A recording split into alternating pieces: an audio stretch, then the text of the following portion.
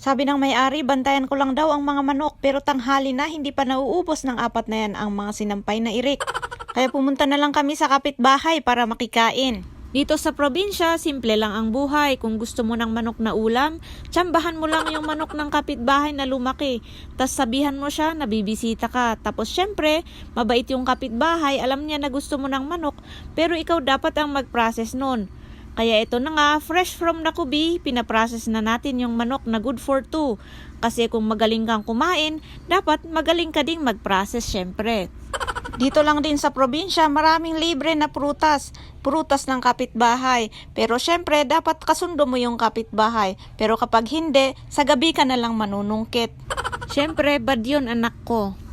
Kaya awan garo dagkut-kuti, awan naggargaraw, tadutdutan natin itong manok. Ganito ang karaniwang Ifugao style ng pagparti ng manok. Sinusunog yung dut-dut for added smoky flavor ng soup. Hindi muna tayo magsinsindi ng kayo lane at sa lane muna natin ito susunugin kasi mahapdi sa mata ang kayo lane. Inuulit-ulit lang ang proseso sa pagtanggal ng balahibo nito hanggang wala nang matira. Madali lang naman basta may pasensya ka. Dito pala sa bahay ng childhood friend nating si Jemmay tayo nagparti ng manok. Tumatanggap siya ng bisita pero yung mga bisita dapat ang mag-process ng ulam nila tulad ng ginagawa natin for today's video. Pagkatapos madutdutan properly, hinati ko ng Ifugao style pa rin. Tapos yung isang hati, hinati ko ulit. Tapos yung isang hati naman, hinati ko ulit. Naggulo ka bes. In short, tinagtad ko into pieces. Tapos ito na nga, kumukulo na agad. Asin lang at luya ang nilagay natin. Ganun lang kasimple ang Ifugao style na pagluto nito. Tapos nilinisan ko na rin yung innards at itinubong na rin sa banga.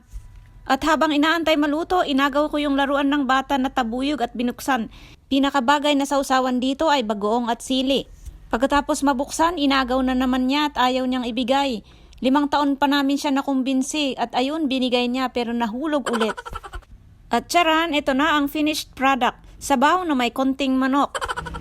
Tapos biglang nawalan kami ng gana kumain. Sa sobrang pagkawala ng gana naming kumain, naubos lahat. Pati kanin, taob ang kaldero. Bale, plato at kutsara na lang ang hindi pa namin nalulunok for today's video. Hapon na at kailangan nang umuwi. Salamat sa entertainment showcase ni na Auntie Esther at Uncle Jose.